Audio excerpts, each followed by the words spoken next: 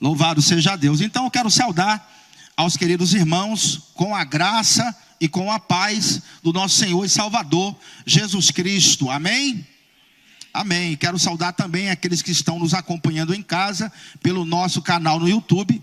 Quero te pedir que compartilhe esse conteúdo com mais pessoas, que também dê o seu like e que se inscreva nesse canal se você não é inscrito. Nós iremos hoje falar, irmãos, hoje é uma aula demonstrativa. Você terá uma pequena degustação de uma matéria muito extraordinária, que é a escatologia. Quantos conhecem a escatologia e já ouviram falar em escatologia? Escatologia é o estudo do fim, ou o estudo das últimas coisas. É claro que não teríamos como esgotarmos todo o assunto de escatologia em uma única hora. É praticamente impossível disso acontecer. Não tem como a gente fazer isso. Por quê? Porque a escatologia, ela ocupa de 37% a 50% da sua Bíblia. Então, de 37% a 50% da sua Bíblia fala de escatologia. Para você ter uma ideia do Novo Testamento, as únicas cartas que não falam sobre a volta de Jesus é a carta de Paulo aos Gálatas, 2ª e 3ª João e a carta de Paulo a Filemão. O restante, todas as outras cartas, elas falam sobre a volta de Jesus. Para cada versículo sobre a primeira vinda de Cristo, nós temos 8 falando sobre a segunda vinda. Quem já ouviu falar nisso? Para cada versículo sobre a primeira vinda de Jesus, nós temos 8 falando da sua segunda vinda. E nós cantamos aqui que ruja o leão e que a terra estremeça diante da majestade do nosso Deus. Ele disse que voltaria e ele voltará para governar esse mundo. Ele regerá as nações com vara de ferro. Quem crê nisso? Ele disse que ele voltaria. E hoje nós estaremos falando sobre os sinais da volta de Jesus. Ok? Iremos então nos debruçar sobre o texto de Mateus capítulo 24. E irei começar a minha ministração hoje com uma pergunta. Pode colocar aqui. Nós vamos trabalhar com os slides. Eu penso que nós ganhamos tempo lendo aqui. Que até o tempo que você abre, não é? A gente lendo aqui é muito mais rápido. Glória a Deus. Pode colocar o slide aqui, por gentileza. Sei que minha foto está bonita, mas o slide vai ficar melhor para a gente trabalhar. Glória a Deus. Eu queria começar aqui com uma pergunta, enquanto o slide não vai abrir. Pronto. Pode passar o primeiro, por gentileza. Glória a Deus. Pode passar mais uma vez e também mais uma vez. Bom, eu gostaria de começar com uma pergunta. O coronavírus é um sinal da volta de Jesus? Será que o coronavírus, essa pandemia, já está conosco há 2 anos? Será que é um sinal da volta de Jesus? Ou não? Estourou uma guerra aí na Rússia, né, ali com a Ucrânia. Será que é um sinal da volta de Jesus? Já que em Mateus 24 o Senhor fala sobre pestes, sobre praga, e também lá fala sobre guerra. Será que tudo isso é um sinal da volta de Jesus? Já estamos experimentando? Sim ou não? O irmão falou que pode ser o prenúncio. Então nós temos aqui algumas colocações. Ok? Então eu creio que nessa noite muitas coisas serão elucidadas com certeza. Uma outra pergunta que eu queria fazer para vocês. Pode passar o próximo, por favor. Houveram outras pandemias no passado piores do que a do Covid? Os irmãos falaram que sim. Então existiram no passado pandemias piores do que a do Covid? Claro que sim. Eu queria que os irmãos passassem aí o slide. A peste negra, por exemplo, pode passar mais uma vez. A peste negra matou de 1347 a 1351, 20 milhões de pessoas. Bastante gente, não é? A peste negra varreu a Europa. Levando em conta que a população mundial não chegava a 1 bilhão de pessoas, então, proporcionalmente, a peste negra fez um estrago na Europa. Foi ou não foi? Então, tivemos essa pandemia. Uma outra, por gentileza, pode passar o próximo slide, o próximo também.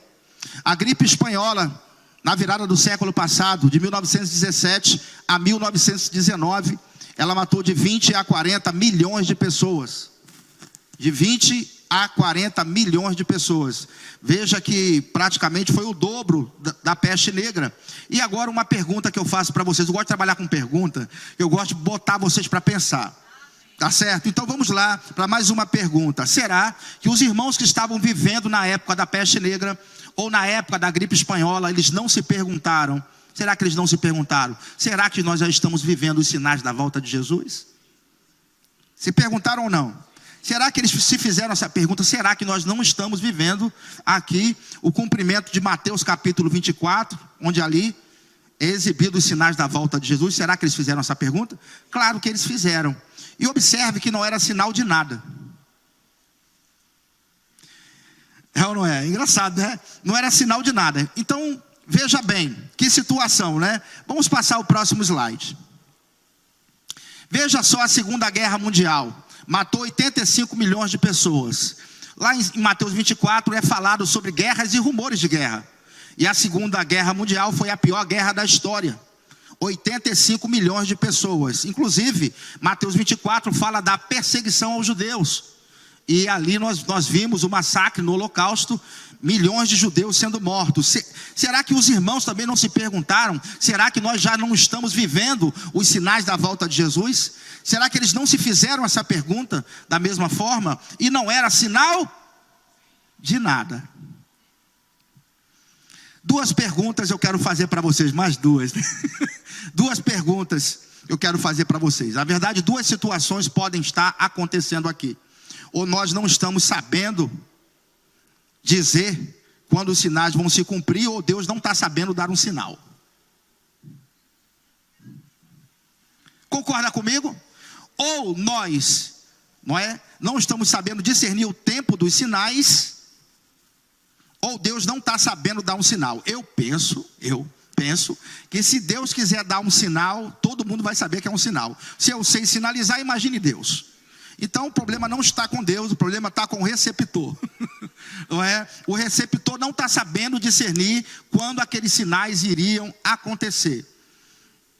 Justamente por causa de um tipo de interpretação que é um erro cometido por muitos intérpretes hoje em dia. Qual erro que é? Esse aqui. Pode passar o próximo, por favor.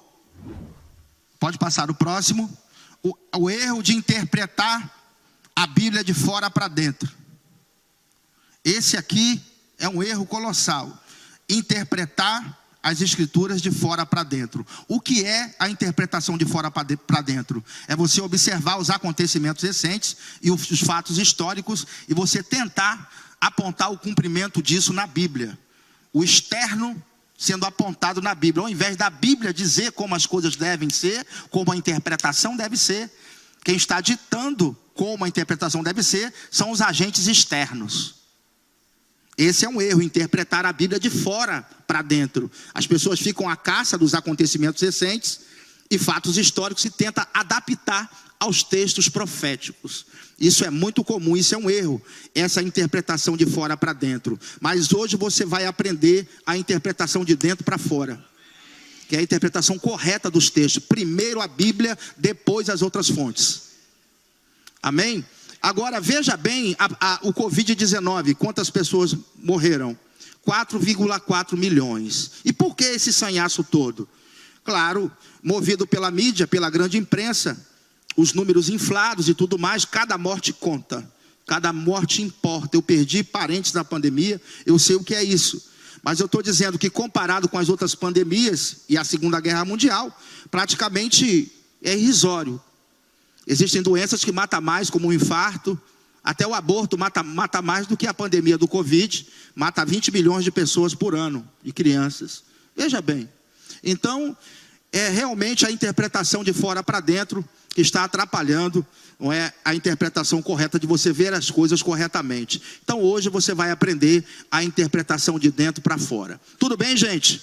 Glória a Deus. Então, queria que você passasse o próximo slide. Eu tenho uma frase para isso, viu?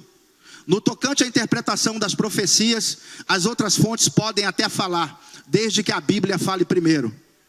Glória a Deus. Então, primeiro a Bíblia, depois as outras fontes. As outras fontes são fontes complementares. Não estou dizendo que você deve desprezar a história e desprezar os acontecimentos recentes. Temos que estar antenados. O que a gente não pode fazer é justamente tentar fazer essa adaptação.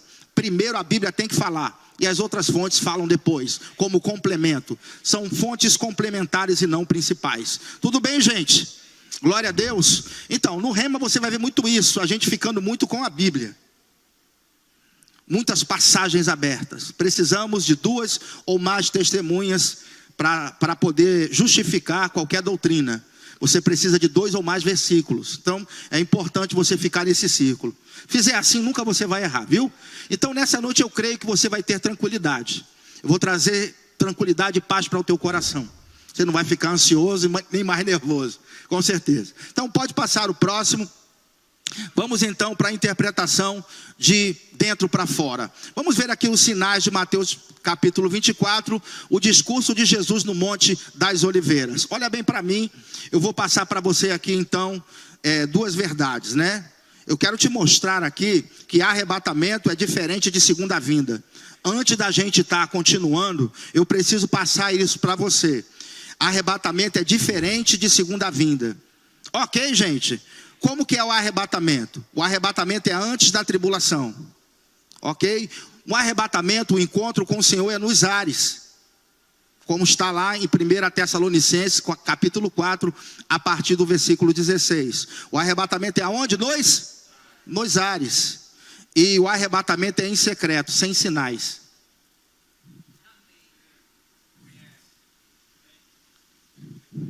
Então não há sinal para o arrebatamento. Ele virá de forma iminente, buscar a sua igreja em secreto, no abrir e fechar de olhos. Pisca aí, dá uma piscadinha aí. Pronto, no céu, pensa aí, no céu. Demais, né? Ok, veja a diferença. Arrebatamento é antes da tribulação. O arrebatamento, o encontro com o Senhor é onde?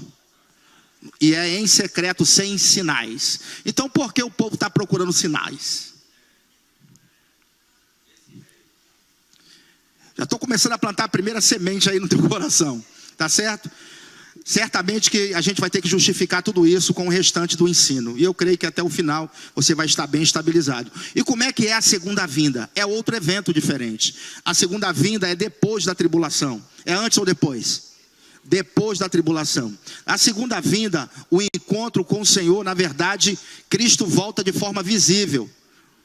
Não é em secreto. Cristo vem de forma visível, como um raio, como um relâmpago, como está em Mateus 24. Então, na segunda vinda, Cristo volta após a tribulação e é visível aos olhos de todos. Não é em secreto. E na segunda vinda, Cristo pisa na terra para estabelecer o seu reino. Então nós temos aí 2 eventos diferentes que nós precisamos aqui estar pontuando antes de entrarmos aqui. Então o arrebatamento é antes da tribulação. No arrebatamento, o encontro com o Senhor é nos ares, tá certo? E é em secreto. Segunda vinda é como? É depois da tribulação, todo olho verá. E Cristo pisa na terra para implantar o seu reino. É bem diferente. Tudo bem, gente? Dito isso, então, nós vamos aqui para o discurso de Jesus no Monte das Oliveiras. Esse mesmo discurso, ele é repetido em Lucas capítulo 21, Marcos capítulo 13 e, obviamente, em Mateus capítulo 24. Mateus 24 nos traz um relato mais grosso, mais denso. Ocupa 2 capítulos. O capítulo 24 e o capítulo 25 fala desse discurso. É bem mais rechonchudo, vamos dizer assim. É nele que nós vamos trabalhar hoje. Tudo bem, gente? Tudo tranquilo? Então, Jesus está na região do templo. E de repente os discípulos começam a observar o templo erguido. E eles dizem assim: olha, mestre, que grandes pedras, que grandes construções. E Jesus então diz a eles assim: está vendo tudo isso aqui? Não vai ficar pedra sobre pedra que não seja derribada.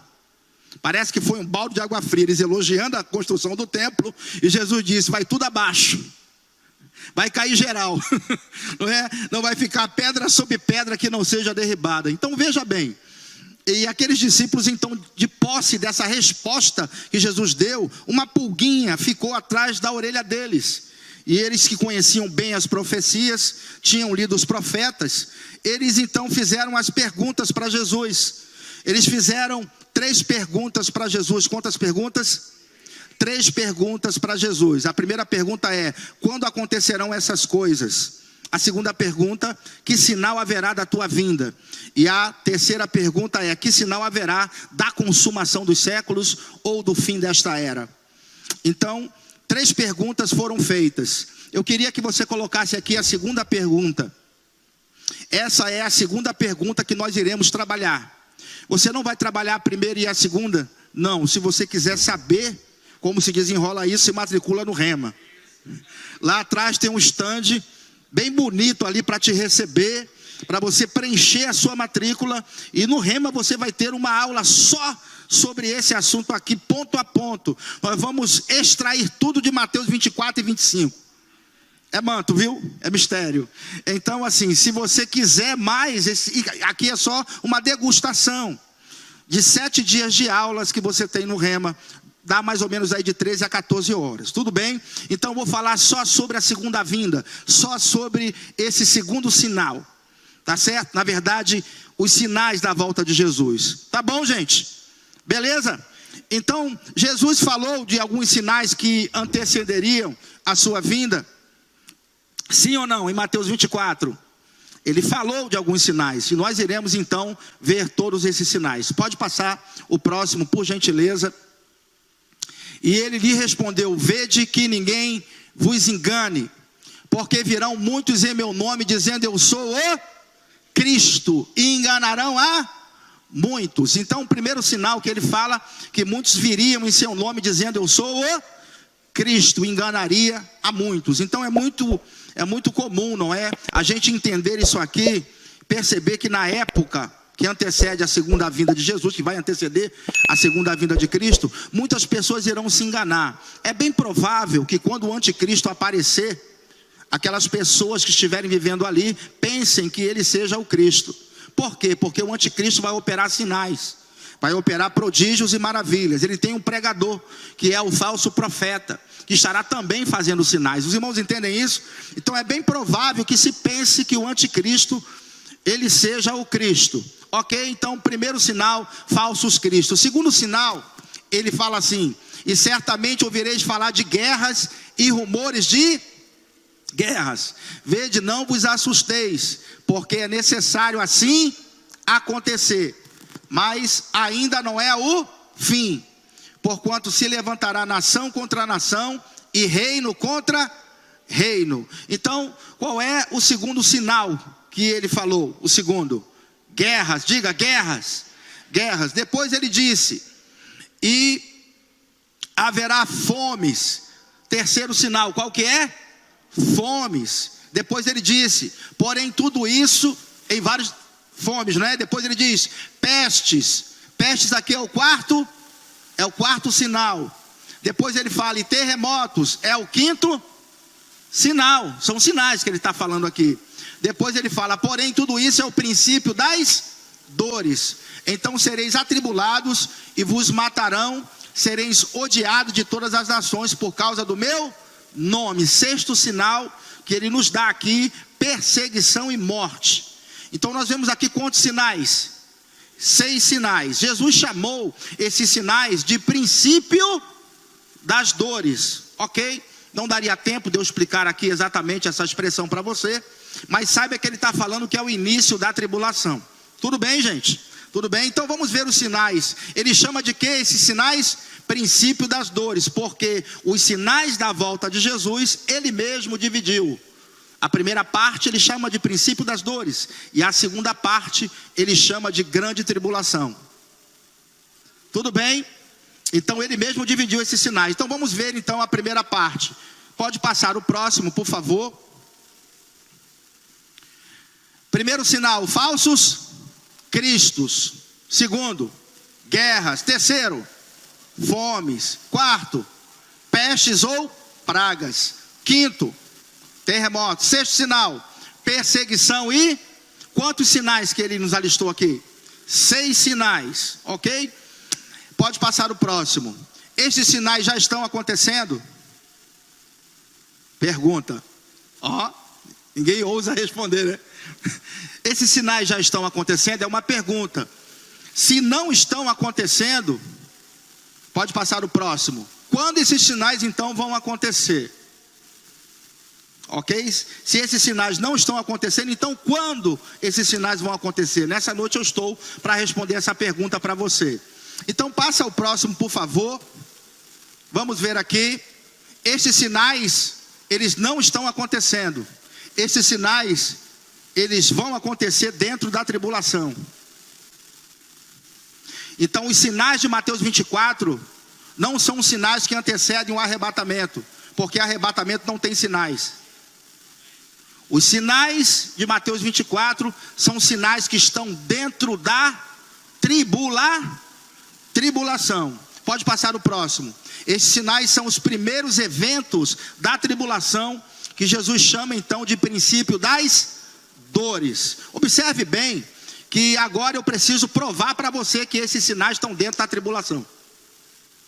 Porque a igreja sai antes, então a igreja não vai ver esses sinais. É ou não é? Se eles estão dentro dos 7 anos, a tribulação vai durar 7 anos. Quantos anos? 7 anos. Começou esses sinais, passa 7 anos, Cristo volta. Então esses sinais de Mateus 24 não estão acontecendo em nossos dias. Eles são sinais que vão se cumprir dentro de um período de tempo que nós chamamos de tribulação. A igreja é arrebatada antes, e depois que a igreja é arrebatada, o anticristo aparece, então os sinais começam a acontecer. Agora eu estou falando aqui para vocês isso, dando a vocês essa informação. Eu tenho como provar que os sinais de Mateus 24 estão dentro da tribulação? Of course.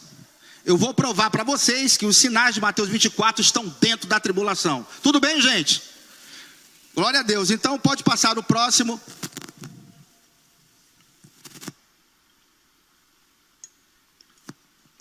É aquele slide mesmo, irmão. Esse aí. Então vamos lá, bebi uma aguinha aqui que agora eu vou falar bem, viu? Glória a Deus. Eu vou provar para você então que os sinais de Mateus 24 estão dentro da tribulação. Existe um paralelismo entre Mateus 24 e Apocalipse capítulo 6. O que é um paralelismo? Um paralelismo diz que são passagens correspondentes.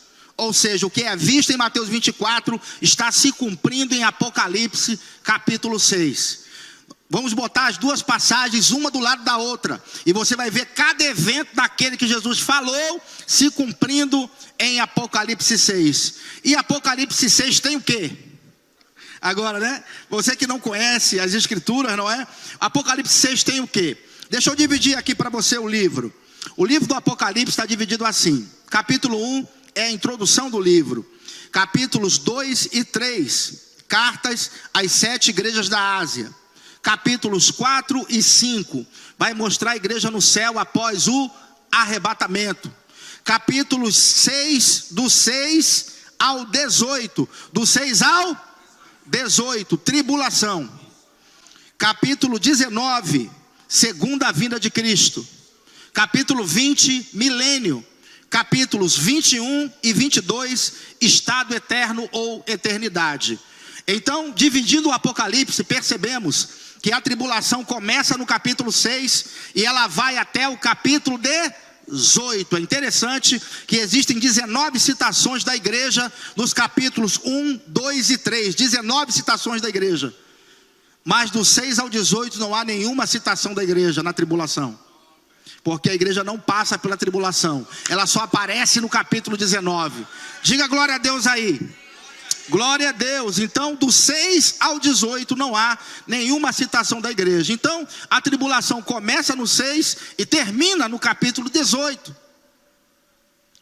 Então o capítulo 6 é o início da tribulação, que Jesus chamou de quê? De princípio das dores. Então Jesus é aquele que está desatando os selos. É aquele que está então desatando os selos. Perceba bem que a tribulação é juízo divino sobre a humanidade, como foi o dilúvio. Tudo bem, gente? É juízo divino. O movimento é do céu para a terra. É Jesus quem desata os selos, iniciando o processo. O que dita o tom no livro do Apocalipse são as séries de juízos, selos, trombetas e taças. Então são 7 selos, 7 trombetas e 7 taças. Então Jesus, ele começa abrindo o primeiro selo.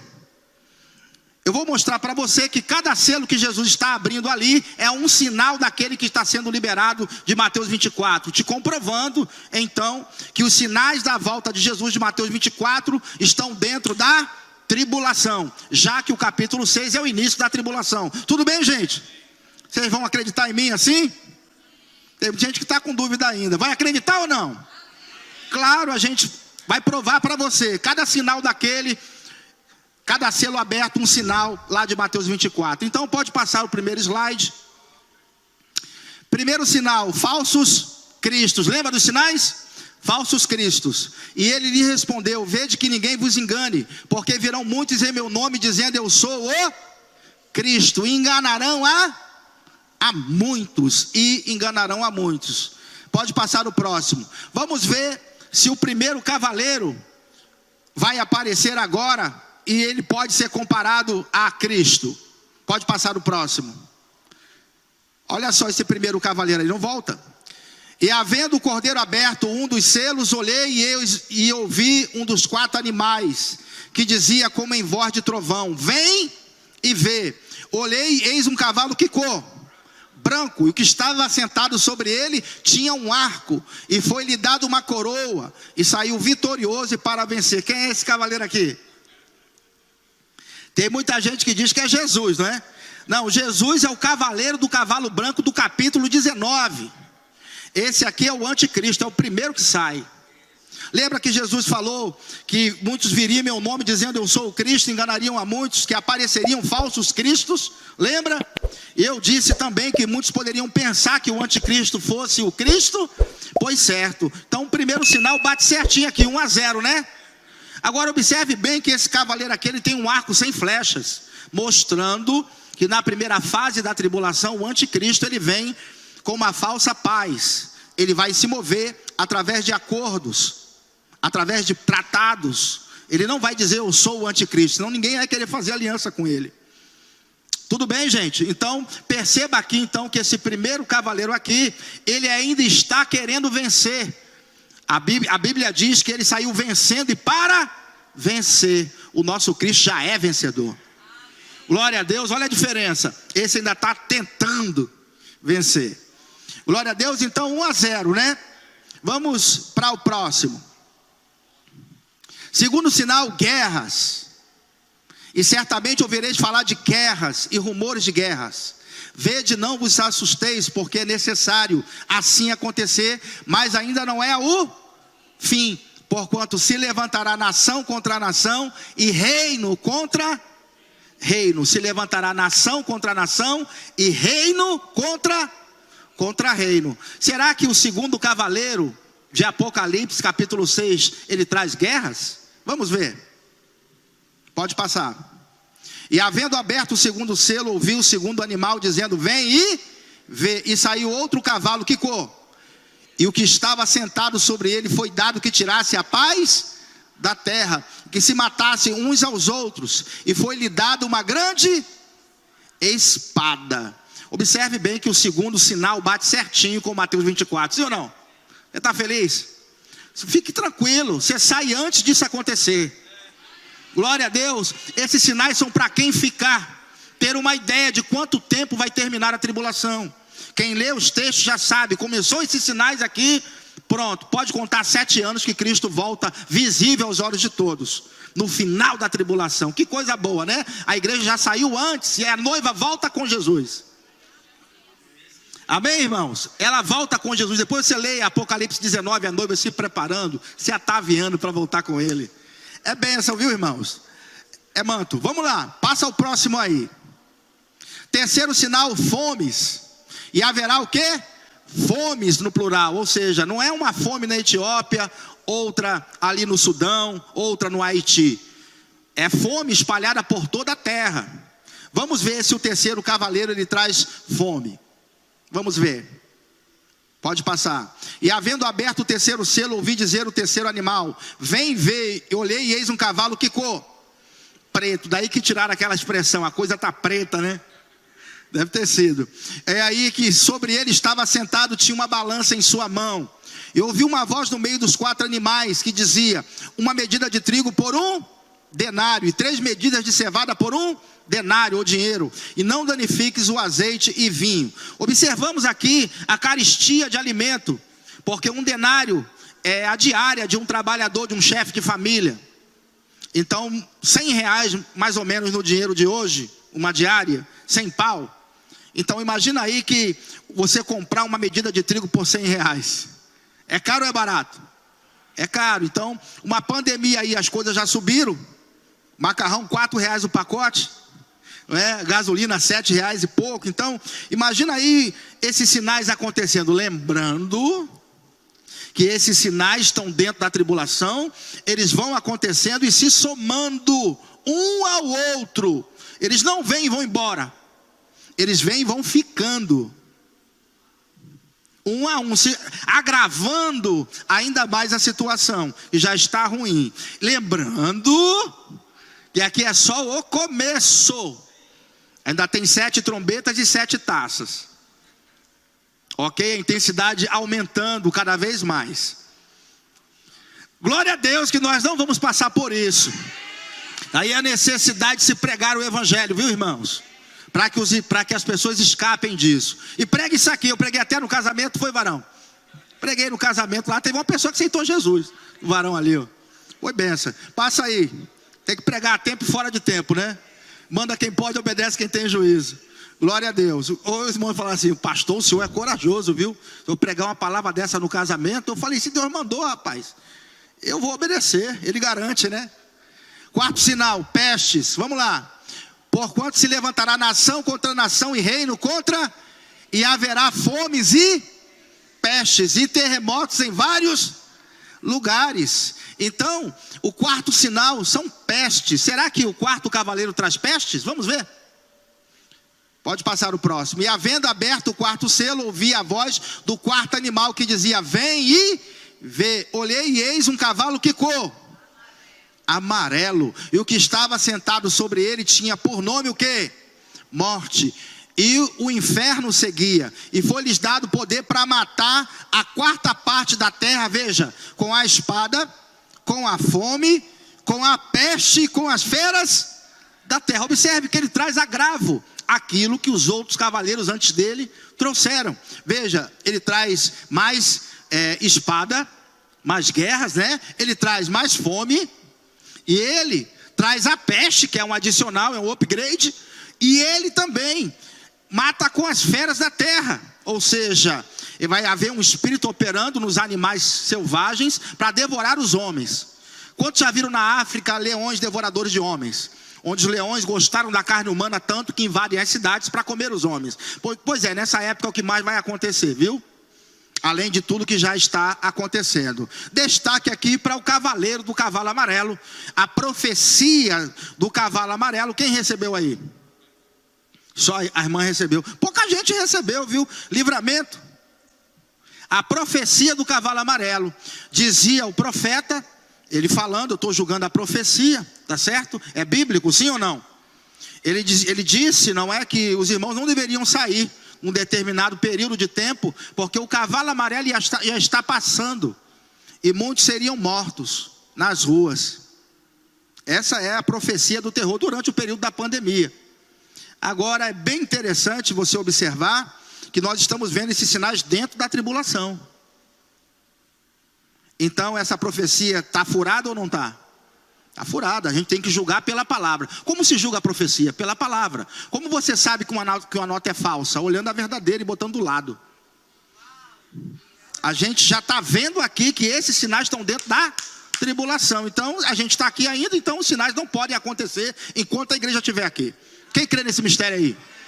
Pronto, então o cavalo amarelo, ó. Outro ponto, o cavalo amarelo passou na frente do cavalo branco, do cavalo vermelho e do cavalo preto. Até corrida de cavalo, né? Lá vai o cavalo amarelo pela ponta direita. Veja bem, como é que o cavalo amarelo vai passar na frente do branco? Se tem o branco, depois tem o vermelho, depois tem o preto. Ele é o 4º e ele passou na frente de todos. Aonde passaram os outros cavalos?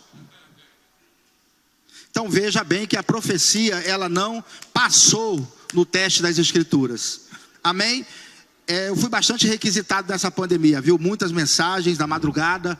Pastor, o que está acontecendo? Porque justamente nós precisamos de esclarecimento. Agora você já sabe que os sinais da volta de Jesus, de Mateus 24, eles estão dentro da tribulação. Tem mais? Tem mais. Então vamos passar 4-0, né, pastor Lizarbe? O placar. Eu só tenho 15 minutos, viu? Tem 15 minutinhos, mas vamos lá. Quinto sinal, perseguição e morte. Então sereis atribulados e vos matarão. Sereis odiados de todas as nações por causa do meu nome. Será que o quinto selo aberto vai trazer perseguição? Será? Vamos ver. Quando ele abriu o quinto, vi debaixo do altar as almas daqueles que tinham sido mortos por causa da palavra de Deus e por causa do testemunho que sustentavam. Clamaram em grande voz, dizendo: até quando, ó soberano Senhor, santo e verdadeiro, não julgas e nem vingas o nosso sangue dos que habitam sobre a terra? Então cada um deles foi dado uma vestidura branca, e lhes disseram que repousassem ainda por um pouco de tempo, até que também se completasse o número dos seus conservos e seus irmãos, que iam ser mortos como igualmente eles foram. Então vai ter gente testemunhando de Jesus durante a tribulação? Sim, vai haver salvação durante o período da tribulação. Nós podemos ver isso quando a gente lê Apocalipse capítulo 7, e aí um dos anciãos pergunta para João, quando João tem a visão de um monte de santos com vestes compridas e brancas, ele pergunta, o ancião, para ele: quem são estes e de onde vieram? João disse: não sei. E o ancião responde: estes são aqueles que vieram da grande tribulação e lavaram as suas vestiduras no sangue do Cordeiro. Então vemos que vai haver salvação durante a tribulação, porque vai ser um período difícil, onde muita gente vai se converter. E as pessoas normalmente, elas buscam a Deus quando estão passando aperto e dificuldade. Dificilmente você vai encontrar alguém que chegou para os caminhos do Senhor com a vida tudo tranquila, tudo em ordem. As pessoas normalmente vão buscar a Deus quando alguma coisa ruim acontece. É assim ou não? Quando não tem esperança. E durante esse período da tribulação, é o que mais vai acontecer. As pessoas estarão ali vendo esses sinais todos, sofrendo com eles, e elas vão procurar respostas espirituais, e vão encontrar onde? Nos meus vídeos no YouTube, vendo essa aula na reprise, lendo os textos da Bíblia. Observe bem que esse material vai ficar, e as pessoas então vão encontrar conforto nessas passagens. Tudo bem, gente? Vão saber que Cristo está em contagem regressiva para voltar, e os sinais estão apontando isso, para que essas pessoas tenham expectativa de que aquilo vai terminar, vai ter fim. Porque quem está no sofrimento, o que mais quer é saber quando que o sofrimento vai acabar, né? Agora, quem está no início, começando a sofrer, sabe que ainda tem 7 anos pela frente. 5-0. Então os sinais da volta de Jesus estão dentro da tribulação, de Mateus 24, sim ou não? Sim. Sexto sinal, terremoto. Porque se levantará nação contra nação, reino contra reino, e haverá fomes e o quê? Terremotos em vários lugares. Pode passar o próximo. E havendo aberto o sexto selo, olhei e eis que houve um grande terremoto.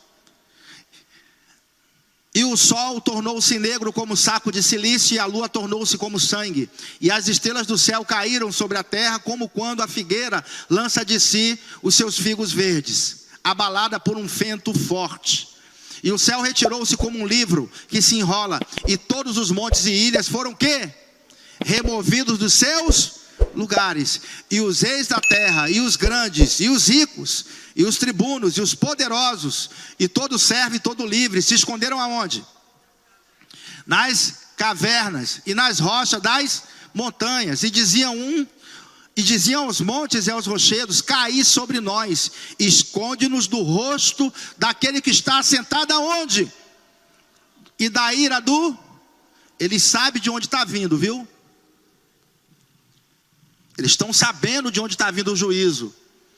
E estão identificando, muitos deles certamente vão identificar como os sinais de Mateus 24. porque já estão acontecendo em sequência, porque é vindo o grande dia da sua, e quem poderá subsistir? Essa palavra ira carece de explicação, porque muita gente pensa que Deus se ira. Ora, se Deus se ira, como ele fala para eu não me irar? Ele fala para eu não mirar, ira é uma obra da carne, como Deus se ira? Essa ira aqui é uma palavra mal traduzida, viu?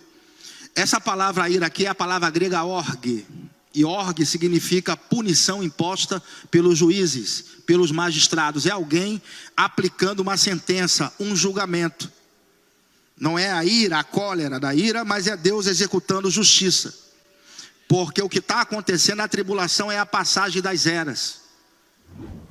Quem já ouviu falar lá em Mateus, quando Jesus está repreendendo lá os fariseus, e ele diz assim: quem pecar contra o Espírito Santo não terá perdão, nem nessa era e nem na era vindoura. Quem já ouviu falar sobre isso?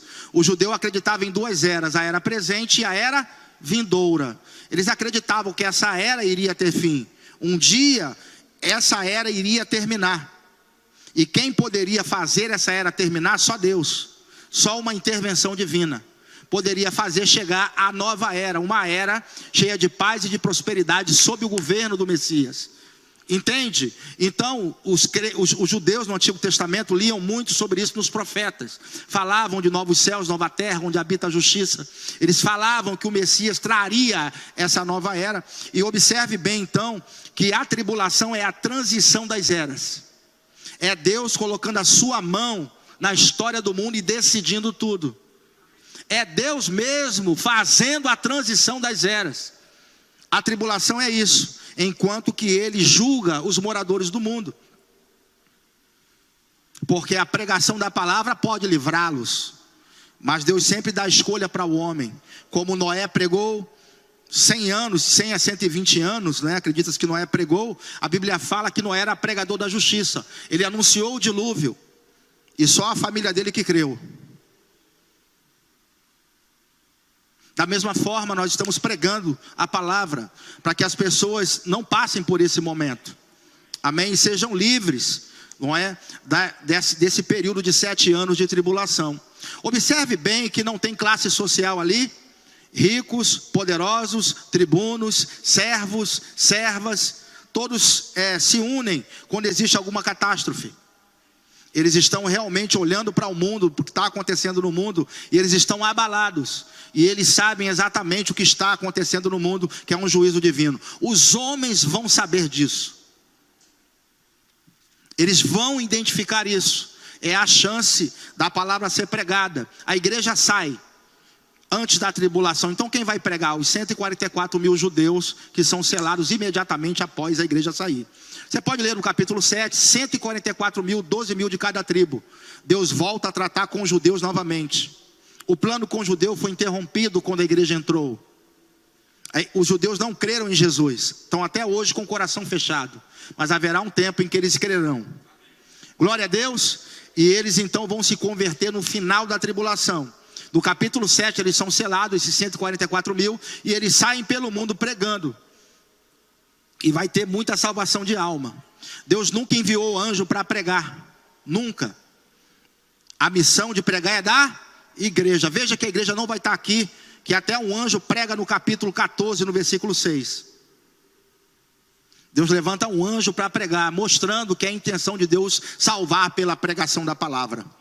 Glória a Deus, irmãos. Então perceba bem que nós estamos vendo aqui os eventos da tribulação, todos eles confirmando os sinais de Mateus 24. Então se eu disser para você, os sinais de Mateus 24 vão se cumprir antes ou depois ou durante a tribulação?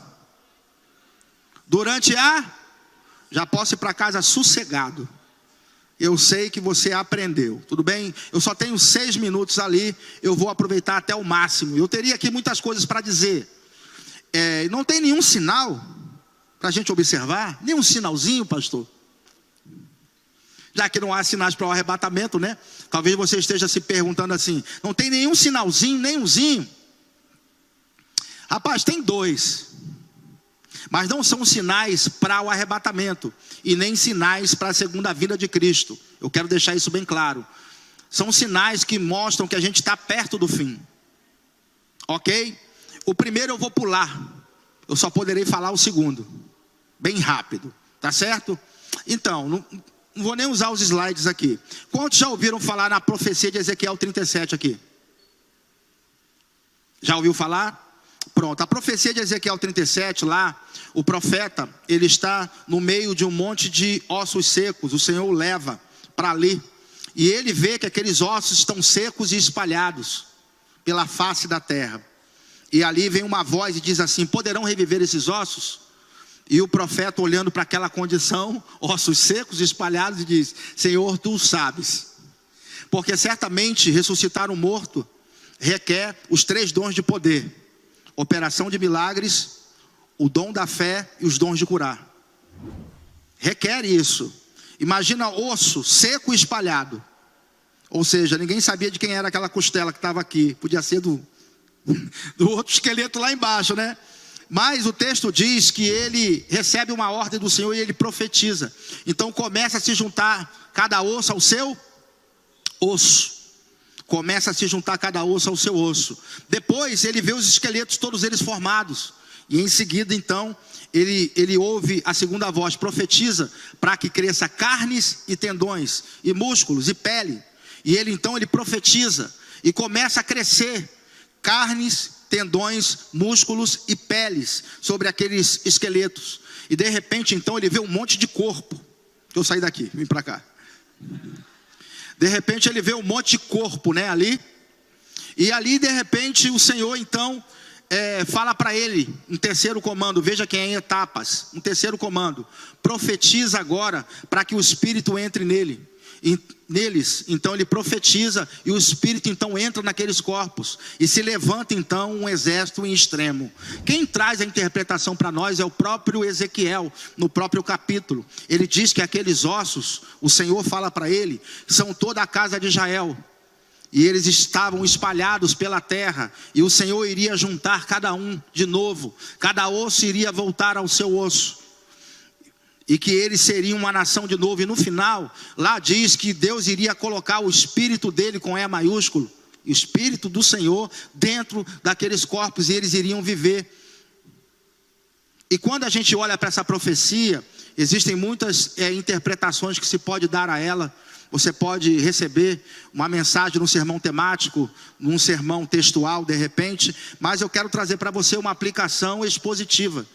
O que exatamente aquele texto estava querendo dizer, historicamente, dentro do contexto daquilo que Deus queria comunicar.